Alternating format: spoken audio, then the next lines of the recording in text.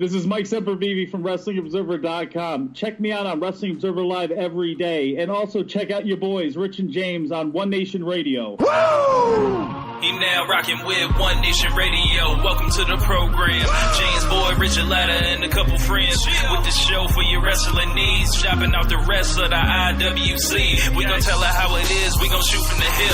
If they putting out trash, we gon' rip from the bits. Make sure that you tweet us and you rate the shows. Tell a friend to tell a friend. Now let's get it on the road. Hey. One Nation Sports. One Nation Sports. One Nation Sports. Welcome to One Nation Radio. And now here are your hosts, Rich Latta and James Boyd. And thank you for listening. SocialSuplex.com. BWB, what's up? What's good? It's Wale, and this is One Nation Radio. You already know. Welcome to the October 1st edition of One Nation Radio. Excuse me, One Nation Live. James, what's going on, man? Not too much. Just ready to get to it. No, out here with this botchamania in the beginning. But yeah, man, it's been a couple weeks since we did a One Nation Live. It is good to be back. Good to see everyone locked in with us from the jump. You know, we had a lot going on in the world recently, and you know, a lot going on in WWE, and you know, just everything else. But things we need to talk about today. Obviously, we had No Mercy last week. We did an interview with Ron Nemi last week, so it delayed our coverage on that. But it works out perfect for today. So, No Mercy. James, what were your overall thoughts on the show?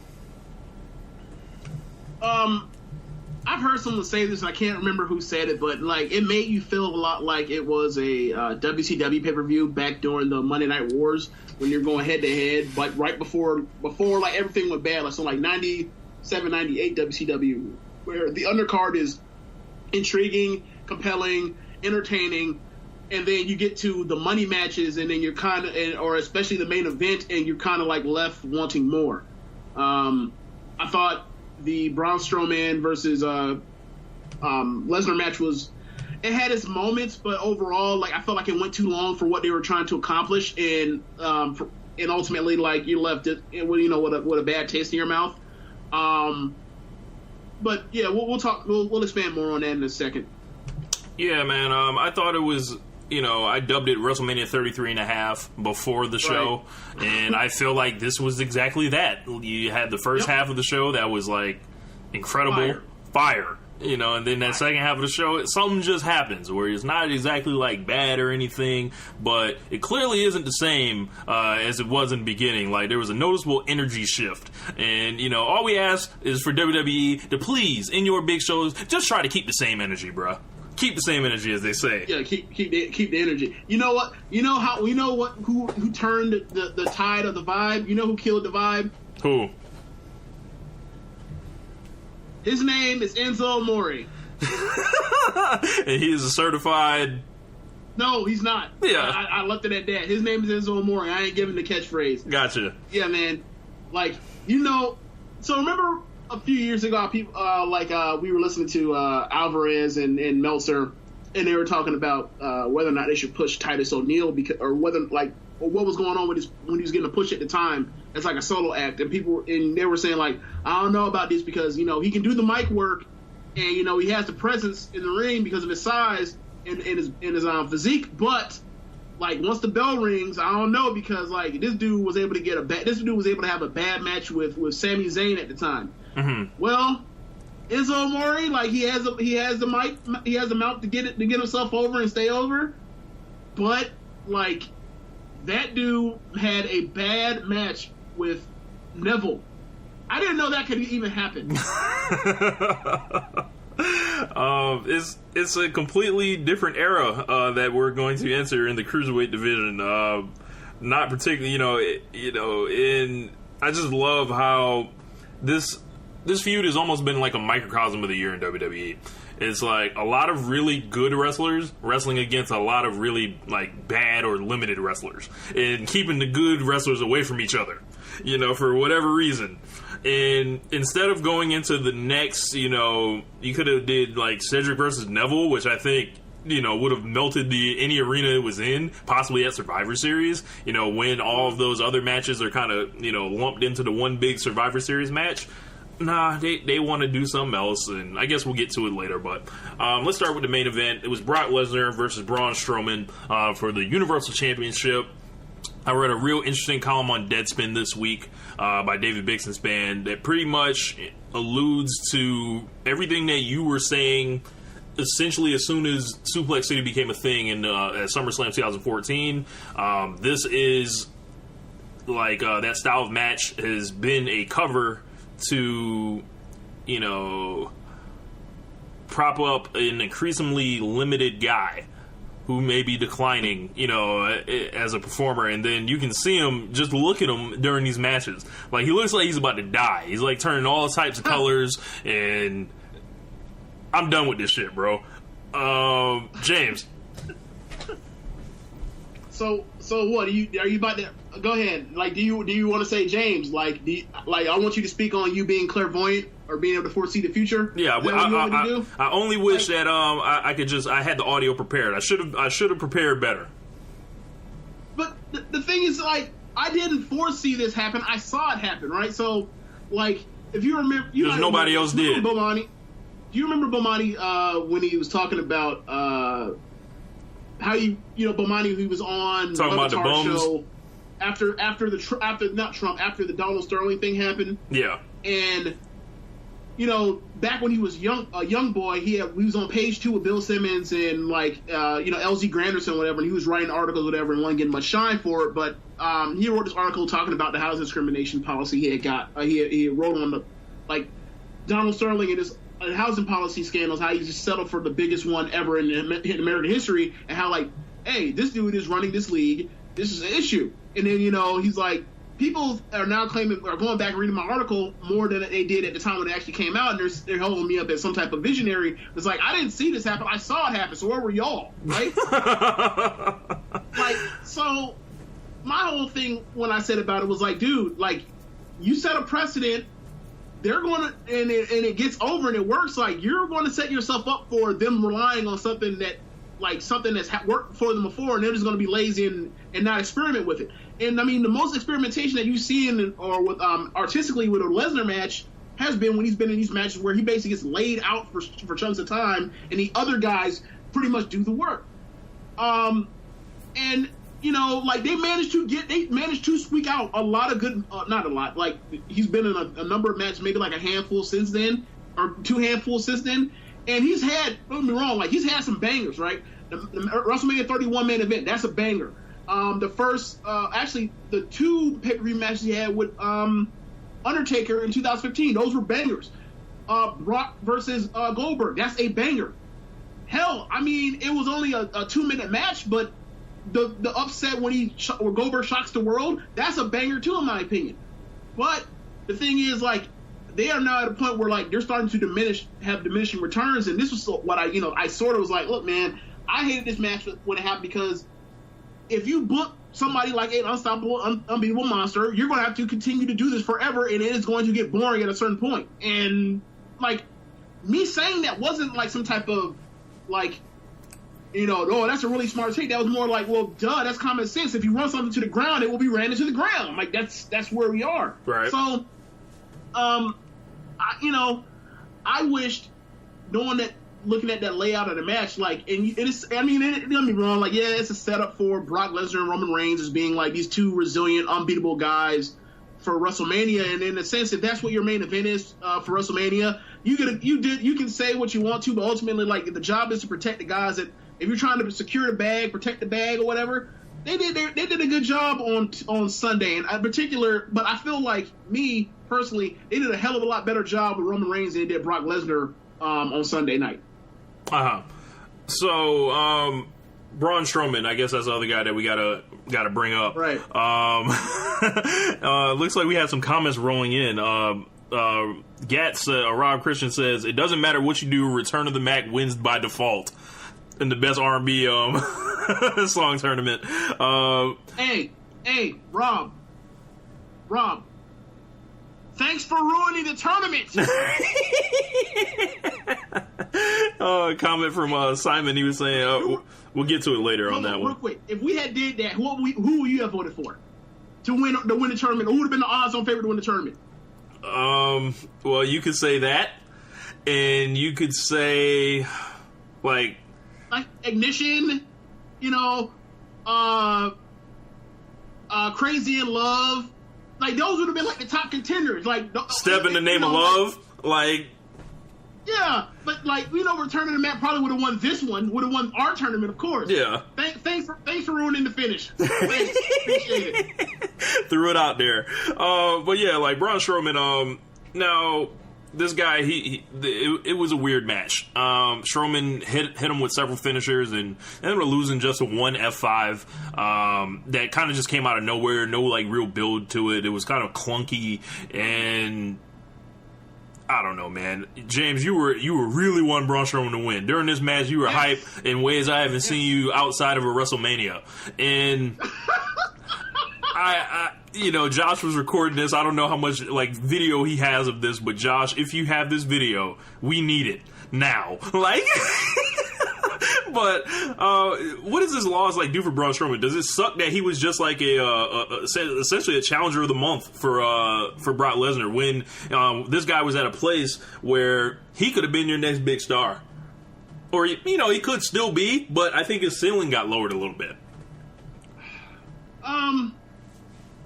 It hurts him in the short term, right?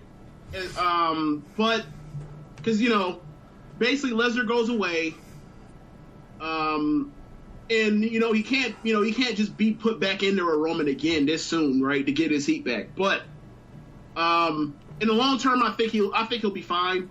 It's just right now is like trying to figure out what's next for him, right?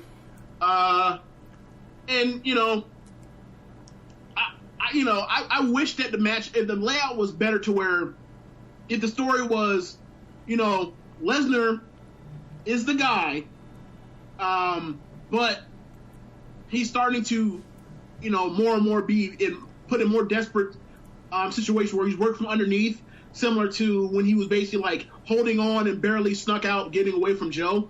He's in that sort of situation where, he's in a dog fight or whatever, and heart of a champion, heart of a beast, heart of an animal type of situation. He overcomes it because ultimately he's Brock Lesnar and he can dig deeper than anybody else because he's just flat out a better athlete than everybody else. Then that would have been a compelling story, and then you get to the point where like more or less Father Time catches up with him / Roman, because Roman is ascending as he's descending, and that would have been an interesting story. But now given the match the way it was laid out, it looks like he's going to be like two titans versus each other. But the thing is, it ain't. Nobody, the fans don't see it that way. So that's the issue. It'd be one thing if like the fans were into it, but they're not. Like, this might be. Is it? We'll see because we're so far away from it. But like we're gonna have this. We're probably gonna have to judge this against like Cena, Rock 2, Electric Boogaloo at WrestleMania 29, and like see how this matches up as far as like the crowd apathy or people not caring. Mm-hmm. We'll get to that like close when we start getting to past Royal Rumble. We'll start being able to put it together as far as like, are they in the worth? Is it a less anticipated feud or rematch or whatever? But like I see, to me that's what it's screaming to me. Just obvious, like, dude, people see it over the horizon. Ain't nobody gonna be really down for it, and hopefully like Reigns can get into the title picture without it costing us a Royal Rumble again, because like. That's not a good look for that dude to be in the Royal Rumble again and win it again. Nobody's going to care. It's only going to make it worse for Roman and therefore the company. That's why I was trying to build this match. Like, I feel like if AJ Styles has to be challenging for the WWE title at the Royal Rumble, if they're going to go ahead and have Reigns win, because if they don't put AJ in a world title match and essentially hide him from the Royal Rumble, like, I think everyone's going to be calling for AJ Styles to win the Royal Rumble. And yeah. If they're going where we think they're going at WrestleMania with the Nakamura AJ Styles dream rematch, right? But they could still. It could be interesting. Like it might be a point where like they're actually going to do the Cena versus Jinder thing, and Cena can get his 17th title or whatever.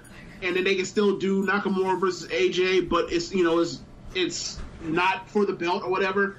Like we'll see where they go with this. I'm really interested to see what they do. Where like what's like the situation for Strowman and Cena and AJ come WrestleMania time. I'm really interested to see what they end up doing.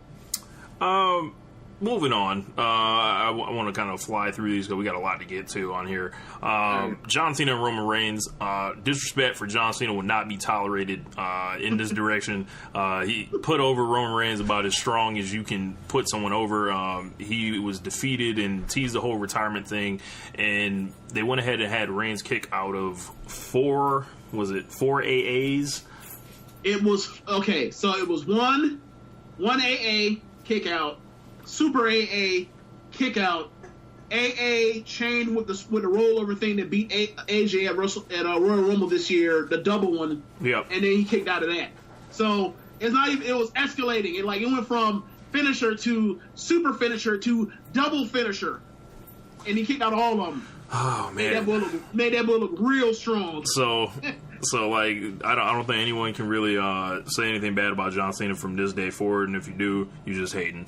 At least like with Cena, he ate two. He had to eat two spears to get beat, right? So at least and one of them was a spear through a table. So at least like you could be like, look. There was a legitimate back and forth in that match. It wasn't just completely dominated by one guy. Like Cena, we reached a level of desperation in that match, which I appreciated because like a lot of the Roman matches, like if you look at a lot of the best Roman matches, most of them are the opponent reaches a level of desperation with him, whether it's AJ, whether it's Daniel Bryan, whether it's now John Cena, versus Roman. And then Roman, basically overcomes like the depths that these guys will go to dig deep to try to put this guy away, but you can't put him away. So like it pretty much went in line with some of the best Roman matches.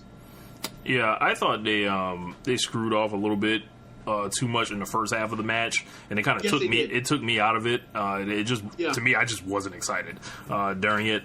But like I'd say the first third of that match was nothing. Like, and then it got good in a hurry. But the first 7 minutes, I was sitting there like, wait, this it? This all y'all got? Mm-hmm. But yeah, Enzo Amore and Neville. Enzo kicks Neville in the dick to win the championship, and they basically reset the axis of the cruiserweight division. And it seems like Neville may be moving into a face role. I didn't watch 205 Live. Let me know. But what do you make of Enzo Amore being the WWE Cruiserweight Champion now? Can we expect these great matches, or can we expect like an increased profile for 205 Live? I mean, if he gives shine to the guys or whatever, and like because he's such a chicken shit or whatever, like he can kind of like spotlight some of these guys. I guess cool because even Neville's excellence wasn't enough to drag up the division anyway, but. Honestly, like this is just further in the example and proof that like even the guys in the back think that he's a tool. He's a literal tool. They are using that dude to get other people over. They're not using him. They don't think he's actually the money. They think that they can have him out there and he can shine these other dudes up, and then like hopefully they can have him move down the card as these other guys get more shine and more limelight.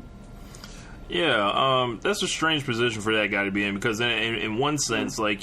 And I don't often do this, but I'm going to defend Enzo Amore. If they see him that way, like, why would it be smart for them to attempt to kill him off the way that they may be trying to do? Rob basically says heel Enzo's the best Enzo. He's the new honky tonk man.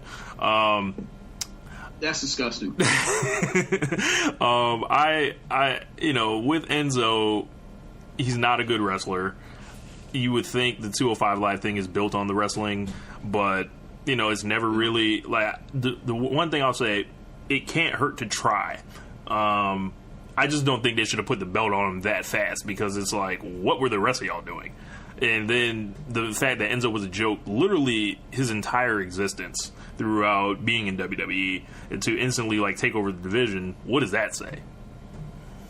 Well, it doesn't say too much different than them making Jinder the champion after WrestleMania. They just pick dudes. They pick dudes that they feel like they get heat, whether positive or negative, or they can get heat with these guys or whatever. Like it's pretty much just it's pretty much just shock jock shit. Like it's not too different than like some of the Russo stuff. It's like, hey, yeah, let's just do that because it'll get heat. All right. Simon says Enzo and Cass had more merch than Cena, Reigns, and the New Day. Killing them off was a dumb idea.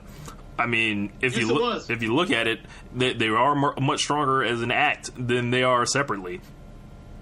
Yeah, and we knew that from jump. We already knew that. We knew that for like we always talked about. Yeah, they're going to break eventually, and then their careers are both going to be ruined by that point in time. Didn't we both say that? I think we may have alluded to that. Yeah, it's like. But let's move on a little bit.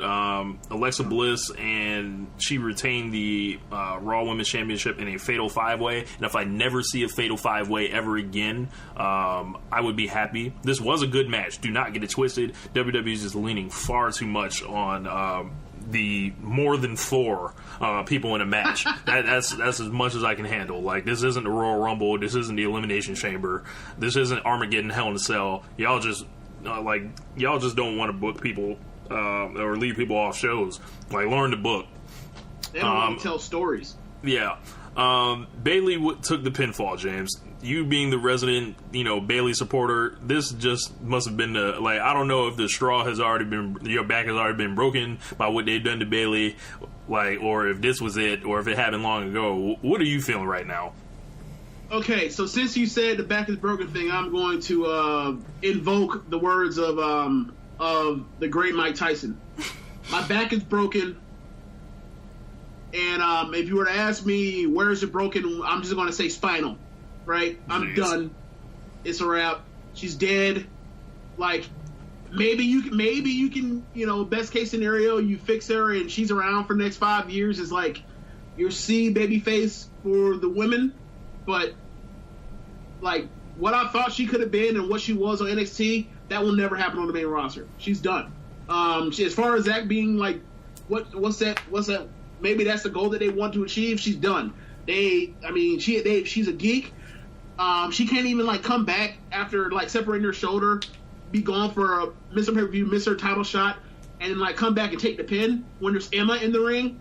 She's done. She's done. Yeah. Yeah, so I think we pretty much were in agreement that Alexa would end up keeping the championship, because if you're going to take the belt off someone, you're probably not going to do it in this situation. Nia Jax is slowly building that insurance that we always talk about here on this show, and she's right. She's building, but I worry that the only way that she's building is if she's in the ring with people for her to basically throw around. And like, the issue is, unless she's in the ring with right now, Bayley or Sasha, there's nobody to come around here and take bumps like that over and over and over. And especially in particular, Sasha. Like, Sasha's a bump goddess. So. Right. Like, I don't know if she can do that with Alexa. I mean, we'll see. I'm sure it's on deck eventually. I mean, they've been holding it over for forever. The Alexa thing. So we'll see if Alexa can bump around for her like that. But the only person I'm sure can do it is Sasha, because I've seen her do it for her like that. Right, and then with Asuka coming on the scene, that remains to be seen how she will factor into things. Now on to what I feel was the match of the night: Dean Ambrose and Seth Rollins. Real quick before we get to that, I have a question. Yeah. Do you think there's any chance that they're only protecting? Do you think they're actually going to go all the way with Nia, or do you think that she's basically this nice shiny thing to build up as an obstacle for Asuka to overcome on her way to the belt? I think Nia will have the belt, and Asuka will be the person that has to eventually chase her down for it. Okay, see, now that's how I would do it, which makes me think they're not going to do it that way. Yep. They're not going to build the gigantic monster heel champion and have Asuka overcome it on her way as a build towards WrestleMania. I feel like they're still going to be with Alexa the whole time.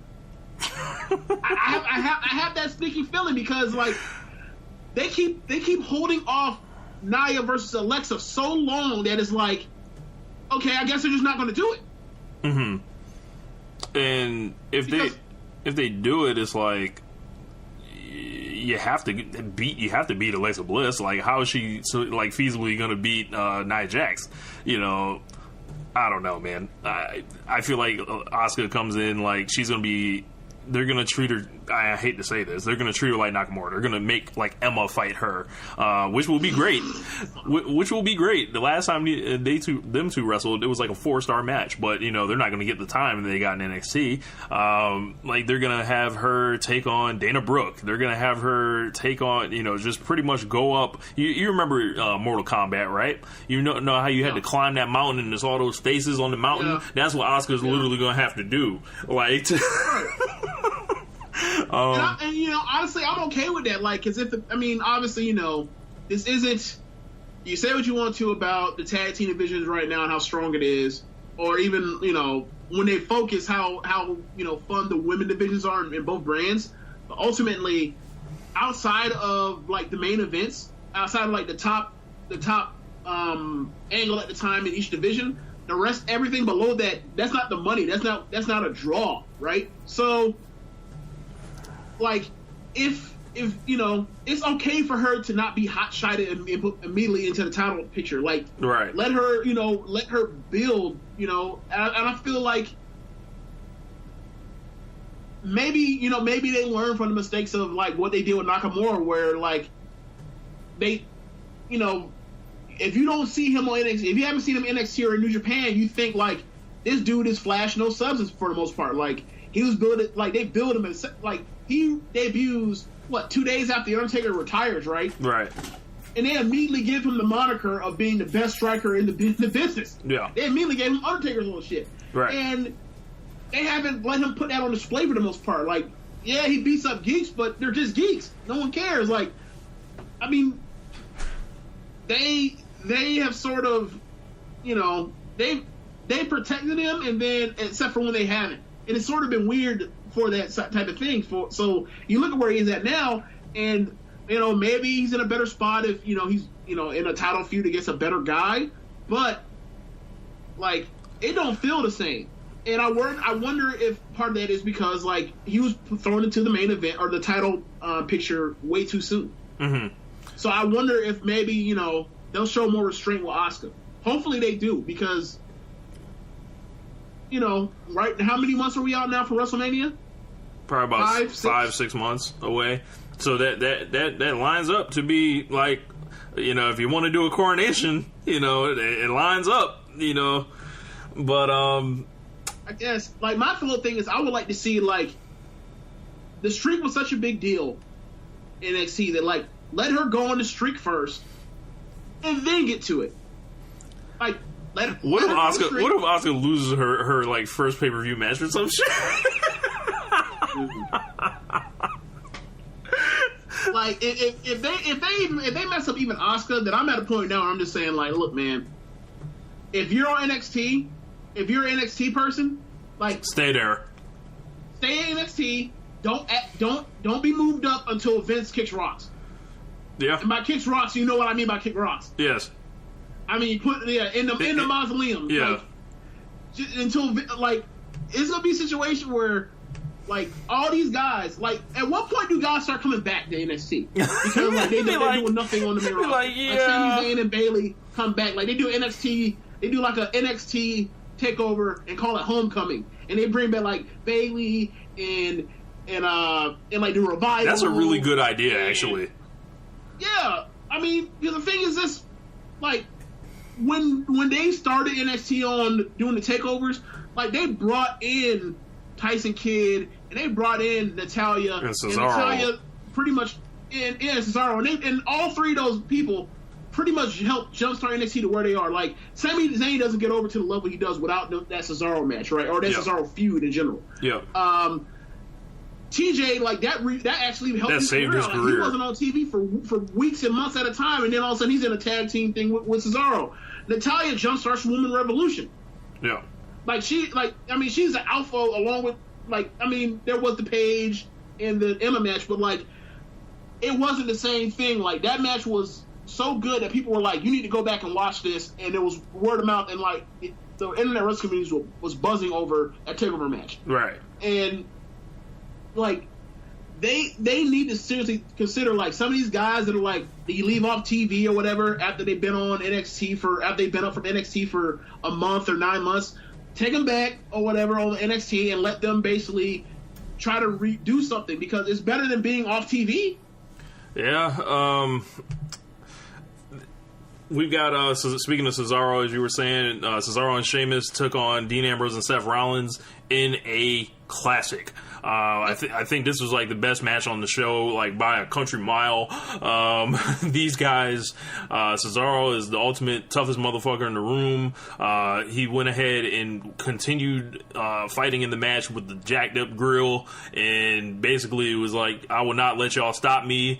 And Rollins and Ambrose have another great showing together, and I can't be happier about the tag team division today, on this day, than I am, because if not for the tag team division, wrestling in WWE this year would be really weak, in my opinion. As I alluded to earlier, it's a lot of great wrestler versus not great wrestler. And in the tag team division, those rules don't exist. Like, you're going to go ahead and get the New Day and the Usos to go ahead and tear the house down. You're going to get Ambrose and Rollins and Sheamus being former world champions in there with Cesaro. And they're just going to figure it out in every way possible. And guys are going to come in to help, like the Hardys. Guys are going to come in to help, like the Revival, for the short time they were around. I want to say there's a third team on SmackDown right now, but I can't remember who they are. The new and improved American Alpha. Yeah, I guess. They I've really enjoyed, I don't know what it is with tag teams, but I'm not expecting for it to stick around long, because like all good things, WWE will just say, hold on, y'all like that? Nah, we ain't gonna mess with it. But what'd you think of this match, James? I love the match. Me too. I think that they made Rollins and Ambrose look like the most resilient motherfuckers in the world. And as a babyface group, I feel like that was a good thing. And they were constantly in peril throughout the entire match. They got the hell beat out of them, and by dudes that were bigger and tougher and stronger than them, and they persevered. And I feel personally, to me, like both teams, win or loss, both got more over because of this match.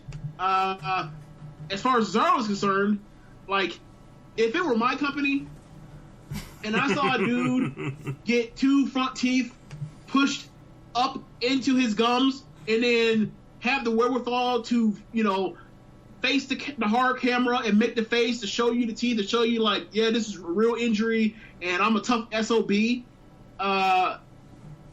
Because of this, like, I would feel like I owe some bit of debt to that dude, and I'm going to do whatever I can to help this dude out with his career, like as far as like helping them look strong or whatever, for at least like a time being as a payback for that dude tough or manning up or toughening up and warring through and soldiering through, pulling up his bootstraps. Dude, that like it's amazing. I understand, like that dude right there. I will owe that dude a bit of debt, because like that man could have been out for the rest of that match, and when that happened, me, you, Jeremy, and Josh all thought like, okay, he rolled out the ring, and that was a pretty smooth way to get away from the fact that this dude just bust his mouth on his ring post. That they played off so well, as opposed to like that could have ended the match. Right? Yeah. But again, I know what my ass would have done in that situation. Yeah, I would have thrown the X up like Des Bryant. I would have thrown the X my damn self, been like, this is a wrap, like Reynolds. I'm gonna wrap this shit in aluminum foil and take it back to the crib. It's done. Comment from Sergio Parr. He was saying Dean Ambrose is starting to look like a top guy again. Yeah, his hot sack's good. Yeah, with Ambrose and Rollins, like they're good for each other. Ambrose was headed to a place where we were going to start asking questions about what would happen after the Miz feud, and with Rollins, we were already asking questions like, what's going on here? And, you know, I guess we have to talk about the Miztourage and the Shield deal, but it looks like they're going to be reuniting the Shield in an attempt to keep things hot against the Miztourage, and Simon is basically going on a rampage with all that. Simon went ahead and shut Shoot Saturday down yesterday. Shouts out to him. Oh yeah, I didn't even see it. Oh, it was great. But you know, look, if you are going to bring back the Shield, you cannot. I repeat, you cannot have Curtis Axel and Bo Dallas in the ring with them. It's not fair. It looks stupid. It reeks of like you got to get Miz 2 other guys. James, you got any suggestions? Yeah, like I mean, I mentioned this on the Raw thread. I was like, this has to be a setup for Joe to return with Braun Strowman versus the Shield, right? Like, you're not actually going to bring back the Shield for Miz and 2 geeks, right? I mean, in the way they built it so far, like, it will make perfect sense if they're actually going for Strowman and Joe versus Strowman, Joe, and Miz versus the Shield at Survivor Series or even not Money in the Bank, TLC, not champions. What's the name of the next Raw pay-per-view? TLC, because that's how the Shield debuted. Like, because the thing is, for me, like, you can have it set up to where, Cesaro and Sheamus are clearly not, or maybe, because I think they say that Cesaro might be back by this coming Tuesday. I don't know how. But, tough guy. Russell come this coming Tuesday. Tough guy. Right? Yeah, super tough guy. So, like, that feud seems to be over with, right? They've already had their matches. So you can move along. So the Shield is actually available for next pay-per-view. And, like, Joe's still recovering from his from the surgery, or surgeries, and he's due to be back soon.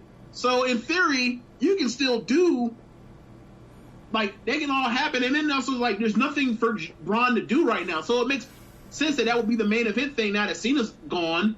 So, but, like, if you're actually going to do Samoa Joe I'll say Samoa Joe because he's actually Samoan Joe. But if you do Roman Reigns versus the Miztourage, like, that's just not gonna do it. Like, yeah. I think you put Cesaro and Sheamus with them. I really think you do Cesaro and Sheamus with Miz. And you could do that because Cesaro and Sheamus, they're at a point of, well, what the fuck do they do now? Like, they and with those guys with the tag team, there's a lot less that they can do rather than what Strowman could possibly do, which is just destroy a motherfucker somewhere. And Samoa Joe the same way. But yeah, man, I think that might be a good way to go. That would be a good way to go. That's a good, but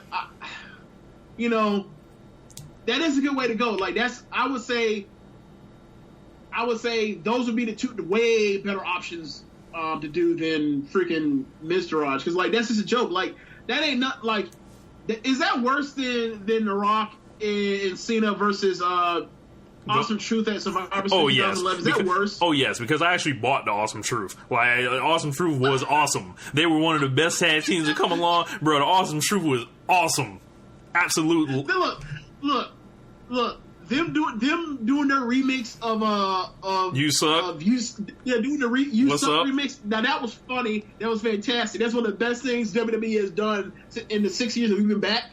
Yep. But at the same time, when the bell rung, you knew good and damn well that The Rock and Cena were going to lose to those guys. Also, the Miztourage name, like, I think you might have mentioned this before. Why aren't they called the A-List? I didn't come up with that. Okay. I don't know. But, okay. I don't know. I mean, coming from Sergio and also Simon, he was like, this is bullshit to boost ratings because our champion will be gone. And a good way to go would be don't do it. Comment from... Wait, hold on. Okay, look. at some point, we're actually going to have all three guys in the Shield be together for a feud. Like, granted, you understand that, like, you would say, you know, you might say it's too early because it's only been 3 years, or you could say do it at a pay-per-view, not at a big pay-per-view, at a tentpole pay-per-view. But, like, if their whole thing is we need to boost up network subscriptions, and we also are, you know, we're 18 months out or 17 months out from our TV deal running out, and it's time to re-up. So we need as many eyes as possible. So we need a hook to get people to tune in. What else you got? Putting the Shield back together, it ain't the worst idea in the world. Now the problem is bringing the Shield back for Miz Taraj. That's a waste of time. Yep. That's my only issue. Like, if you put Cesaro and if you put, you know, the Bar plus the Miz out there, you know, fine. If you put Joe and Strowman and the Miz, and you build it as we have an unstoppable monster, a top guy, and Miz is Intercontinental Champion, but he's a geek versus the Shield. That's even better for me. Mm-hmm. But, you know, we'll see. We'll see how this goes. Comment from Sergio. He was saying Miz Taraj should be a bigger group with Miz as a leader and 2 over/believable wrestlers that could be a top faction. I think the thing is, but the problem is if you eventually got to fight one of them. The problem is if you put Miz in charge of 2 guys that are actually over, Miz's heat will sap theirs. So there's really no point. Like, if you're already over, you don't need the Miz. Like, if you looked at how Miz has been situated with people over and over and over the last, since the brand split, the first brand split separation, like, his whole thing is pretty much to get other guys over with his mouth. Yeah. And his storytelling via cheating. Like, that's pretty much all it's been about with him. Simon also is saying Strowman as a champion would have been a good story. The only thing, I've heard a great argument against Strowman being the champion right now, and I will share it with you all. Is it because he's not that good a wrestler? Because no, that's always a legitimate thing. No, it is not. If we want Braun Strowman to be successful, right, and for the company to look at short title reign don't do shit. Well, hold on. Are you basically going to get to a short championship doesn't do shit for him? No, not quite. Okay. So, what time of the year are we in? The worst part of the year. Okay. In the WWE calendar, yeah. Okay, so if you put the championship on Strowman right now, right? Yeah. Who are they going to blame those bad ratings on? It's a good point. And then, you know, they... But my response to that would be like, well, they never blamed... They never blame Roman Reigns when he was in the main event. Exactly. Last year. They will not blame. Exactly. They will not blame Roman Reigns, or they will not blame Brock Lesnar not being on TV on low ratings. But this guy isn't made yet, so they'll blame it on him. And Simon also throws in the caveat, which for 2017, Jinder Mahal is champion. The rules no longer matter. All right. But here's the thing, right? Funk flex bomb for that one. Yep. Okay, so my thing is this, right? If we're gonna start judging things on one of the worst decisions they've ever made, and say, well, they made an awful, god awful decision that has helped ruin some of their business, like, and say, well, so that means everything is now available. Then, like, all right, well then, fine, like, make Bo Dallas champion. Then, if that's the case. Who's right? next? Like, if you're gonna be out here picking whack shit and saying like you gotta stay in like the bounds of like, you know, not conventional thinking, but like at least something like you can see, you actually like make some bit of logical sense for them to do it. Like, we can't just be out here because they, you know, it's almost like that. If all right, well, just because your friend jumped the bridge, I mean, you gonna start having a bunch of motherfuckers jumping off like the equivalent of jumping off bridges. Like, that's stupid. What are we here for? You know, next week they'll have Kurt Hawkins come back and get a pinfall victory as revenge over Braun Strowman. Like, dude. Oh, did you see that? Yes. I know you didn't watch Raw this week. Did you see it, though? I caught it, yes. He power slammed that man through the damn LED board. Dude, that was one of the greatest things ever. Like Braun's music hits, and my first meeting reaction was, run! Run! He's going to murder you! Your life! Oh, man. You're in danger! Grave danger! Go away. I was like, Danger Will Robinson. And that man, he jumped over the barricade and hit it, and then Braun's it's one of the greatest things ever. Braun's gigantic ass hawks him down, and then he destroys him. Like, if it wasn't for that, I feel like a lot of people would have been like, really would have been out here feeling like, yeah, dude, like, they really halted this dude. They really hurt him. But after he did that on Monday, I'm like, you know what? This is like, he took one on the chin right now. But like, I don't think they completely killed him as far as a long-term projection. As far as like him actually. I feel like they cooled his jets. They didn't put him in park completely though. I feel like they tapped him a little bit. I don't think it's Goldberg getting tasered. Simon with another good idea. He should have done that to Lesnar at No Mercy to get his heat back. That's a good idea. The only thing is, the only thing is though, it'd be like, what's he like doing that to Brock for? If he does that, then he has to fight Brock again, right? And that's clearly not what they want to do. Yeah, like if I were them, I feel like they did their matches in reverse, right? Like they should have done what they did with Joe. Like if the latter match was, I keep taking your best shot, and then eventually like, I'm going to get you on my shoulders and I'm going to AA you and get out of here. Versus, I am on the brink. You have attacked me. You are awesome. You are overwhelming, and I just sneak out at the last second and then hit you my finisher, and I barely survive. Like they should have switched the Great Ball of Fire match layout with the Braun Strowman No Mercy layout. They should have swapped those. Mm-hmm. They should have if they were trying to make Braun still look like an unbeatable monster, they should have had beat Joe like that. Yeah, especially given the way that feud was going, where the only time like Joe kept getting over the top of him, but he always and feuds always kept getting the better of him. And the run up to that feud was because he kept sneak attacking him, right? Right. If you do that and then like he just beats him, fine. Or whatever, he keeps taking his best shots and then beats him, that's fine. And then like they should have had it to where. They should have had it the match layout to where it should have been like Great Balls of Fire, where like he's like, wow, if there's a rematch, Braun probably ends up winning this match. Like like it's really really close between these two, and this dude barely escaped. Like it doesn't feel like he escaped. It feels like, oh yeah, he just beat that dude with his move. He just beat that dude with his move, and he's done. Mm-hmm. He's a bumski. It feels different. Treat him like a bumski. Yeah. So yeah, we're talking about this before the show. We're debuting, well, not debuting a word, but we're gonna start just basically using a word, in light of LeBron James, calling our leader a bum. We're going to start addressing wrestlers as bumskis. It's just as a little twist on it. Okay, guys, obviously this is an audio medium, but me and Rich are Skyping each other from between laptops on video. So this fucker, Rich, sees me taking a big swill of water while I'm looking at my laptop, electronics, and he says "bumski," and I almost spit taked all over my laptop, and it was been the end of One Nation Live for a long time. And that's why, so for y'all trying to figure out why he just laughed at an inappropriate spot, that's why. Because this fucker just almost ruined the business. Ruined the business. Oh, man. Yeah, so, all these bumskis, and then we had Finn Balor and Bray Wyatt, usually guys on pay-per-view who have turned in a lot of bumski-like performances, especially in Bray Wyatt's case. Yeah. But I was pleasantly surprised by these guys, and I thought they had a really good match, and they both needed it really badly.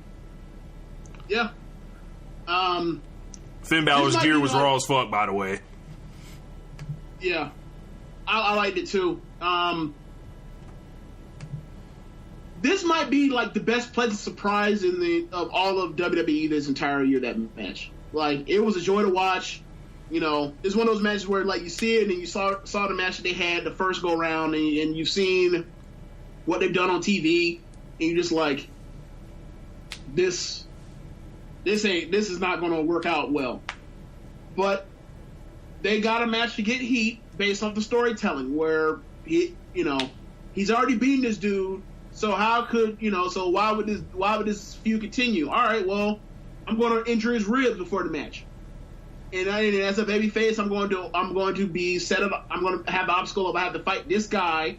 Plus, I'm injured and hurt, and I'm going to fight and fight and fight and fight and fight, and then overcome. What do you know? They got over it really well. Worked really well.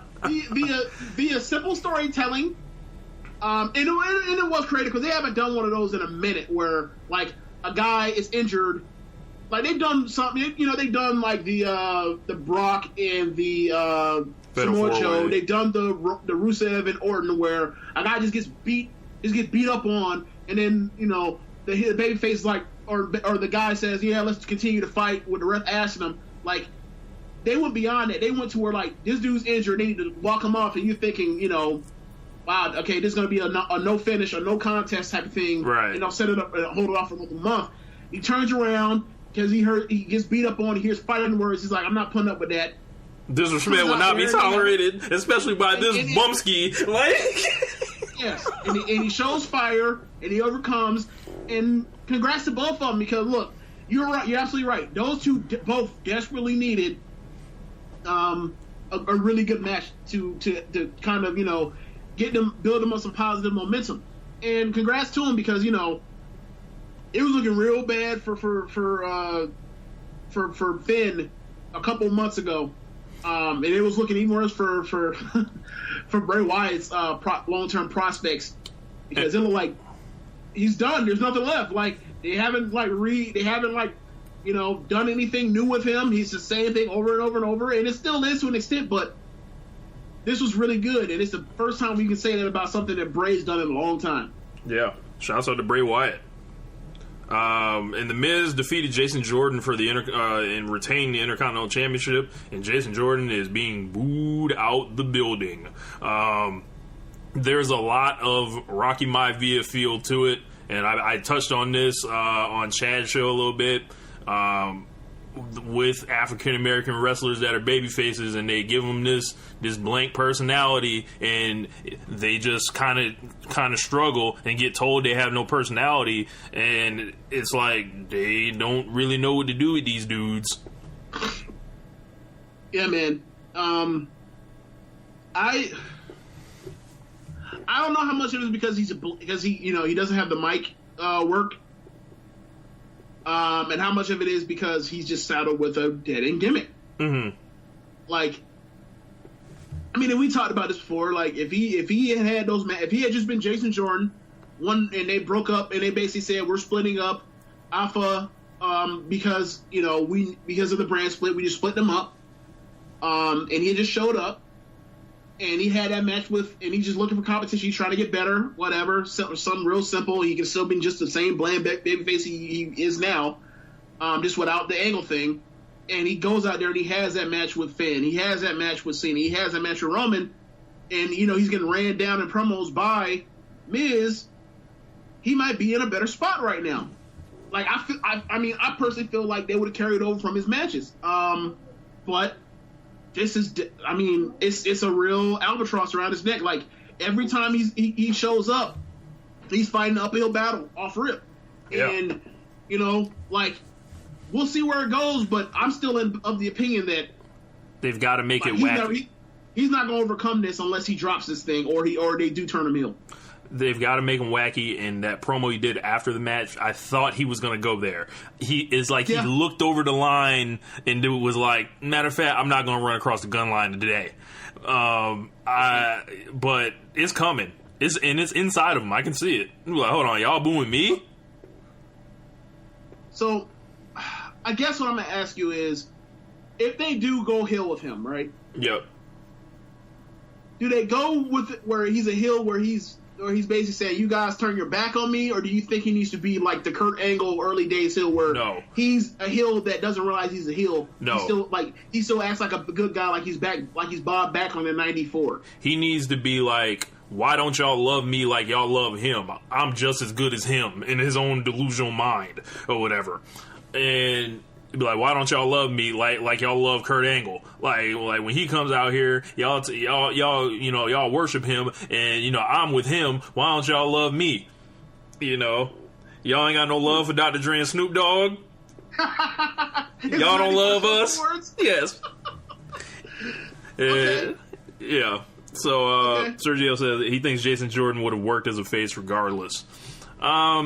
He's talking about like if he had just without the. I think he's saying without the gimmick. Sergio, just clarify for us in the comments. And also, guys, if you want to call the show for One Nation Radio, just call One Nation Radio on Skype. So that was pretty much that. He said in NXT he was a heel, but because of Gable, they turned him face after a few weeks as a team. I remember that. So the next thing I want to talk about is this situation with the Young Bucks.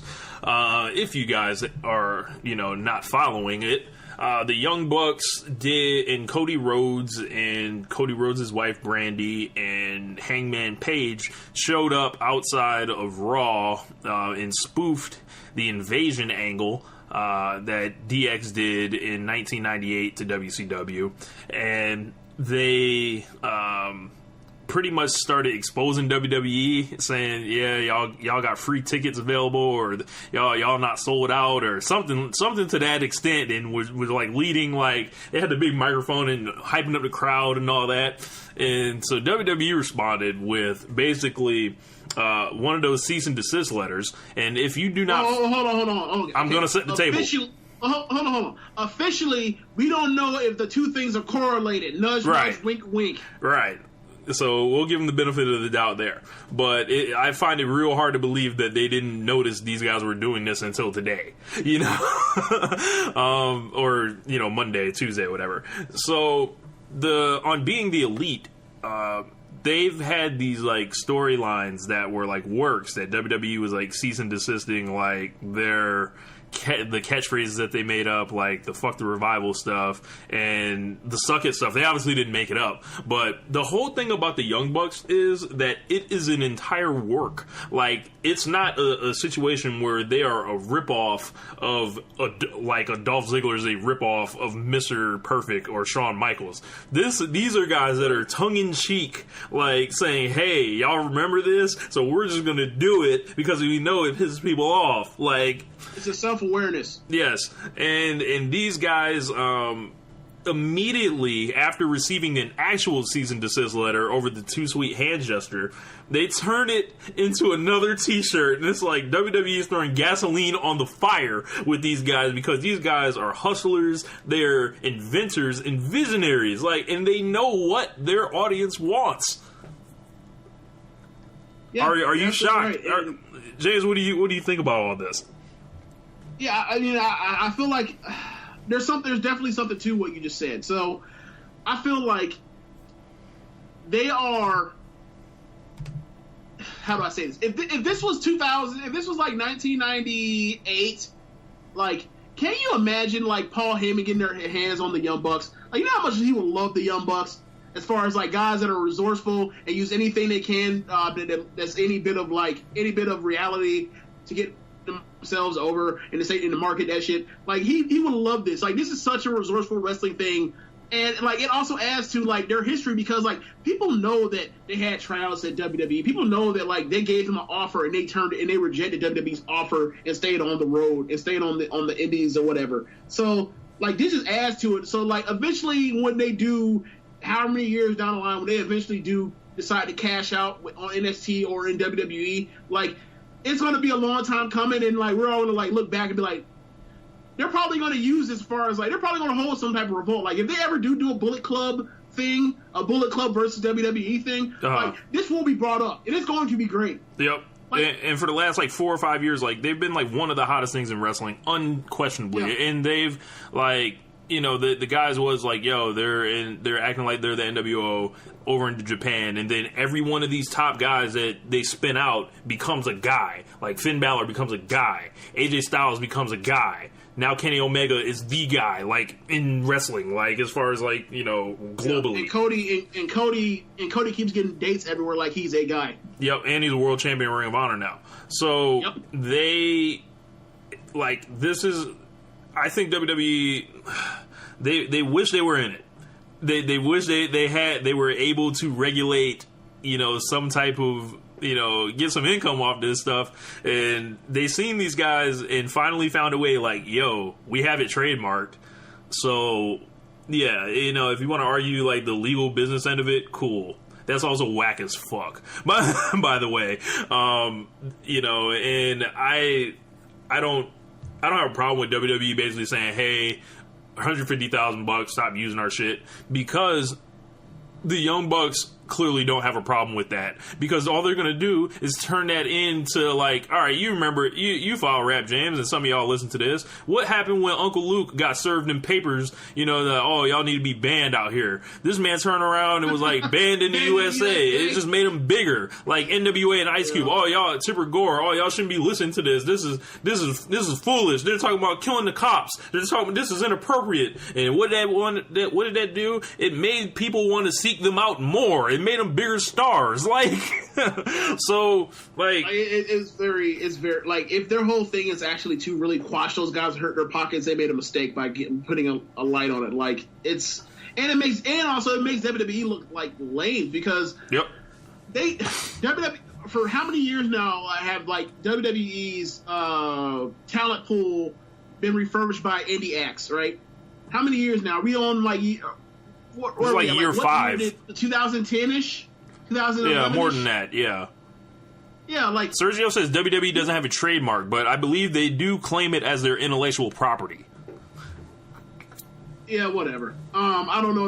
I don't, like, it doesn't matter as far as, like, whether or not it's real or not. Like, ultimately, like, them making an angle out of it was smart, and then, like, whatever, like, WWE, like, their claim on it or whatever else, like, is a bad move on their part, because we know where they get their guys from now, right? Like, all these dudes are from Ring of Honor, Evolve, Progress, and other spots in the world, Indies, whether it's New Japan or whatever, what have you. So, when they come out here, and they're like bagging on these guys, the ones they couldn't actually get because they lowballed on the price, like, it makes you look bad. Especially because, like, if you are a WWE fan or NXT fan, like, you know where these guys come from, like, because they tell you where they come from, like, and they have footage of where they come from on WWN, right? Yep. Like, we just had Ryan Nemi on here, and we talked about Roger Strong, we talked about Johnny Gargano, we talked about the slew of guys that are just filled up with WWE's roster that are guys that are from the indie, that are indie acts or whatever,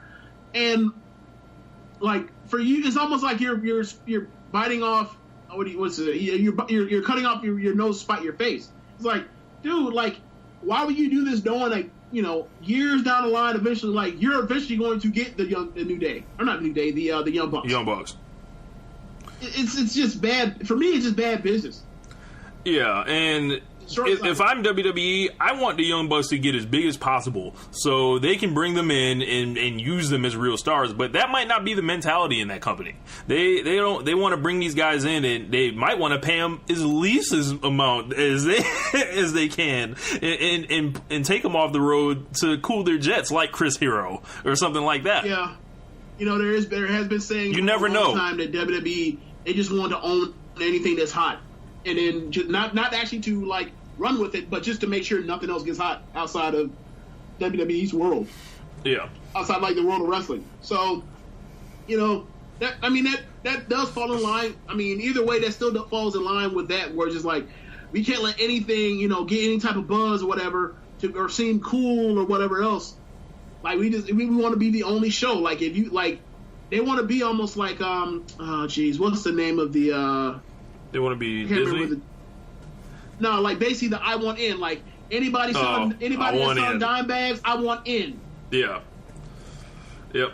And, yeah, it's interesting because all the Click guys are down with these dudes. Why? Because they're wrestlers, and they understand. And it's helping keep them relevant. Yep. And they understand. And I feel like, if you're hating on the Young Bucks at this point, it's stupid. Like these guys, like, if you're talking about, they're the real DIY, like the real do it yourself. Like the thing for me with the Young Bucks is, like, they wrestle like jackasses because that's the gimmick. Like, they're jackasses, right? Like, they wrestle like schmucks. They do all types of dumb stuff. They do annoying things in a tongue-in-cheek, funny way because that's their whole gimmick. Like, too sweet me, bro. And all the goofy stuff where all the super kicks and these knuckleheads run into each other all the time and super kick each other on accident. Like, yes. They're literally just goofs, and that's the gimmick, and that's part of the fun with them. If you don't like the Young Bucks, you don't like fun. Like, if you don't like the Young Bucks, you don't like fun. Sorry. Pretty much. Yeah, like, these guys are real. Like, and we're gonna see them. And I expect these guys to address it even more on the Being the Elite program and all that. And all this did was raise their profile. So yeah, the Young Bucks are probably thanking WWE for this. So, what else we got to talk about on here? SmackDown pay-per-views this year. Woo! They have been dreadful. We got Hell in a Cell coming up in a week. Yeah, they're killing the business. Never has killing the business looked so good. Like, Hell in a Cell, Simon says, WWE found a way to make me like the Young Bucks. And Simon hates the Young Bucks. The SmackDown pay-per-views this year, they have been, I think James might have froze. I can't tell. That's not good. So, with that, I'll keep it going until I get him back on the line. But, basically, with the SmackDown pay-per-views, they've had, what was it, Elimination Chamber, they've had Money in the Bank, they've had Backlash, they've had Battleground. As you can see, there was a streak of 3 straight pay-per-views that were just kind of not hot in these streets, just kind of just absolute ridiculousness. And they have their next pay-per-view coming up in a week from now, WWE Hell in a Cell pay-per-view. We've got the New Day, and we've got against the Usos in the Cell, we got Kevin Owens and Shane McMahon facing off in the Hell in a Cell. And they basically have regulated the WWE title to 3rd on the show. You also got Bobby Roode, and you also got Dolph Ziggler going at it, as Dolph Ziggler, his parade of entrances has led to Bobby Roode. And what do you guys think about this? In the comments, let us know. Is this going to be a step up from all the other SmackDown pay-per-views? And as James is now reconnected, I was just saying the pay-per-views in SmackDown this year, they're on a 3 pay-per-view losing streak, essentially. Yeah, they're 0-3. They're like John Cena in the feud versus Roman, or it's like they're Roman Reigns in the feud versus John Cena on the mic. Yeah, yeah, man. Did you tell the story how you came into this conclusion and how you thought about it? Wait, he's right? Can you talk about you? Yeah, I was talking to. I didn't get quite to that part. So I was talking to Dave Finisher. What up, Dave? If you're on, give us a call. Basically, he was saying, "Yeah, man, I think this is going to be the best SmackDown show of the year." And I was like, eventually, when I hear that and think about how bad SmackDown is or whatever, I'm like, how? And then I was like, it's not better than Elimination Chamber. And then I started thinking about what else, was going on. And I was like, hold on. Money in the Bank, Backlash, Battleground. Yeah, you could be right, bro. You never know. It's real close. You look up. Yeah, you look up and you're like, wow, this is an incredibly easy hurdle to jump, except for Elimination Chamber. And I said to you, so after you told me this, I laughed and I said, yeah, bro, all it takes is for the Usos and the New Day to have a Usos and New Day match, and for Natalya and Charlotte to have a Natalya and Charlotte match, and for Shane to jump off some shit, and you're already at the second best pay-per-view on SmackDown brand for the year, easily. All it takes is that. This is going to be a breeze. Right.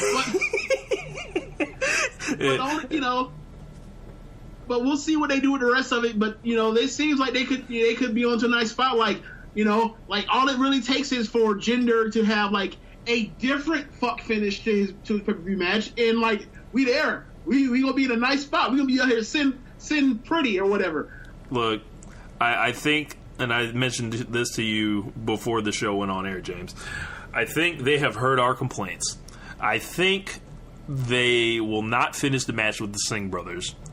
I think Jinder Mahal will beat Shinsuke Nakamura clean as a sheet and just piss everyone off even further. Yeah, it's coming, bro. It's coming, and I'm not going to know how to handle it. I'm letting y'all know now. I'm probably going to go on a tirade. There would be plenty of Funk Flex bombs dropped.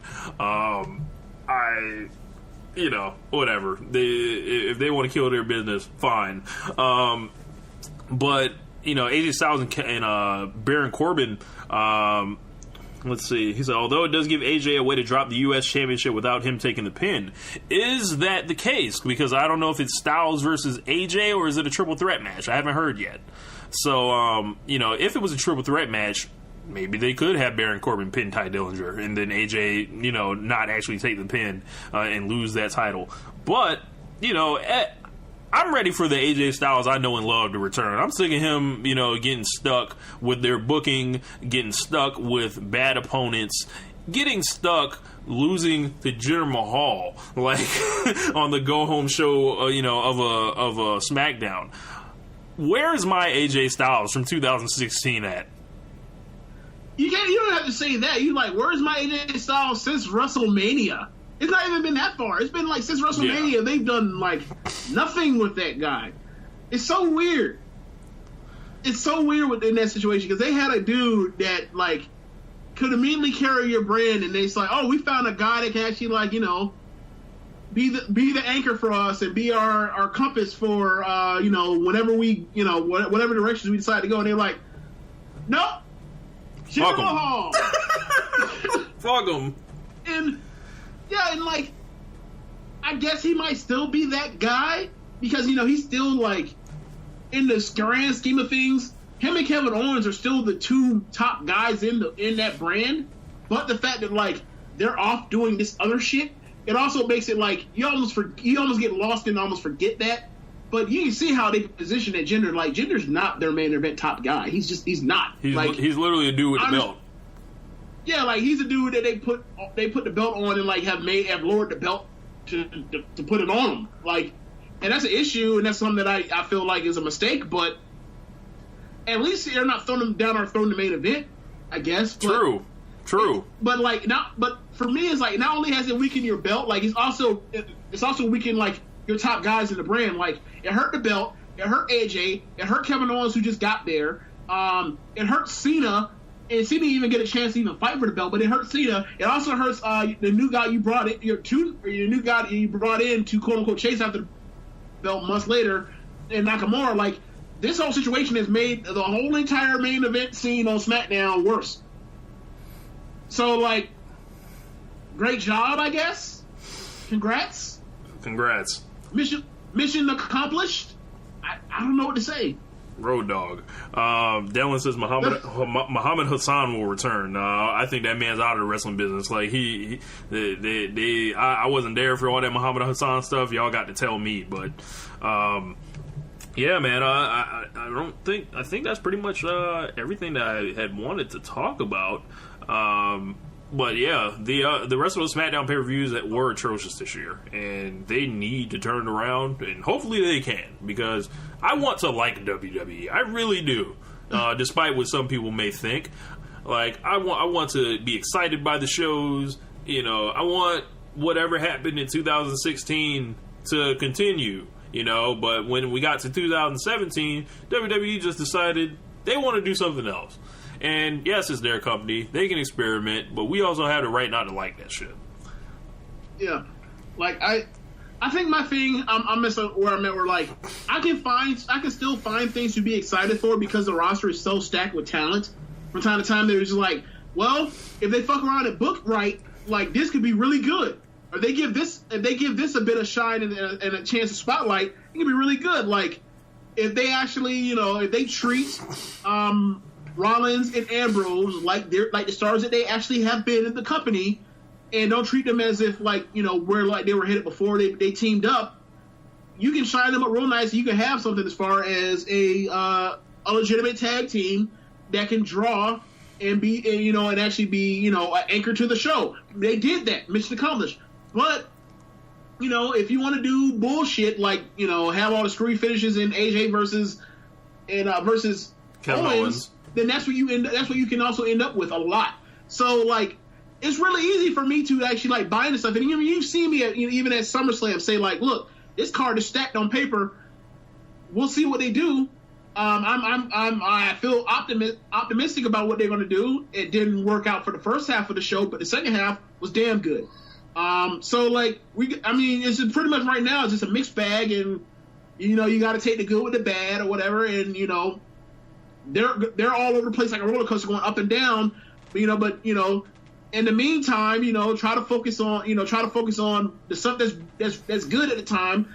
Appreciate that for now until we get to WrestleMania season, and then we'll see what they do. And then the only thing, the part where I can't give them credit is those, if your main event's a disaster, at least they're shoring up the rest of the card, like with the tag teams and with like the Miz doing all the work he's doing. Like they're gonna make sure something is decent we can take away from. But yeah, man, that's pretty much gonna wrap it up.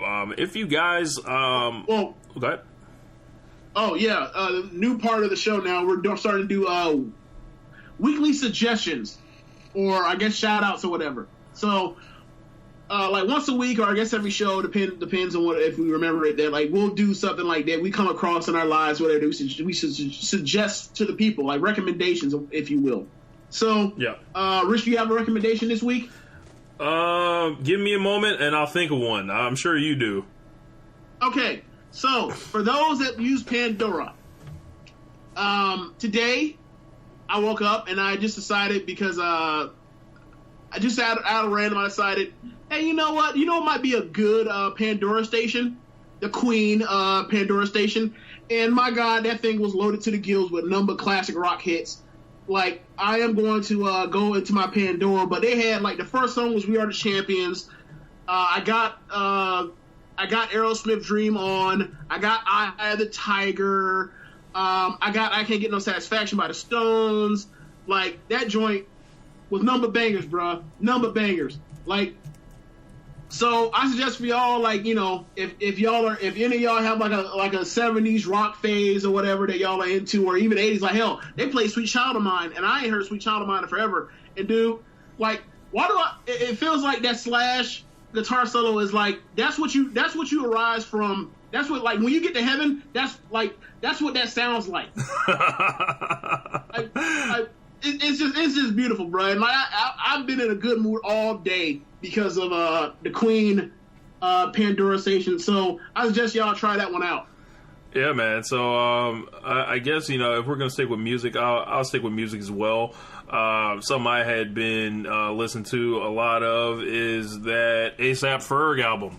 Lots of high energy, hard beats, and just funk all over that joint. Just there's a joint called Plain Jane where he pretty much interpolates that slob on my knob like corn on the cob joint, and it's hilarious. And everybody should have that in their lives this week. So and also NBA 2K18. If you guys got PlayStation 4, add me, Young God 32. I'm giving out ass whoopings, ass Kirby Hicks. Yeah, so I got one more suggestion. Not a suggestion, but more or less like a congratulations. So this week, I guess the new wave, Miss Bodak Yellow herself, Cardi B, is at the top of the Billboard charts. Congratulations to her. Yep. Like, I'm glad. I am so glad that that something was able to topple the dominant rule of Taylor Swift, like to where Taylor Swift can put out literally a wax song that nobody that of any type of critical authority thinks is a good song, and it dominated the charts for weeks. And Bodak was able to move that shit to the side, around. And it's kind of funny because that whole entire song that Taylor did was about Kanye, and it made me think of a Kanye line when Cardi B moved that shit to number 2 or out the way, and like we play strings for the dramatic ending of that whack shit. So congratulations to Cardi B. You are a true visionary, and I appreciate what you have done for your fan base and what it has done for the people that like your fan base. Because look, I think the top line of this year in all the rap is "Stupid bitch, you can't fuck with me if you wanted to. These are expensive. These are red bottom. These is bloody shoes. It's the best thing ever." Also, honestly, don't give a fuck about who ain't fond of me. Like that I think that might be rap line of the year. Like, There's a lake. My God. Yes. Definitely shouts out to Cardi B, who is now the same as Lauryn Hill, James. All right, end the show. You're not doing this. End the show. Cardi B greater than Lauryn Hill. I gave her props. I appreciated her. Hey. You taking it too far. Cardi B greater than Lauryn Hill. Full flesh bomb. We out of here, man. You lucky this is your show, otherwise you would have got hung up on. All right, y'all. We up out of here. End this show.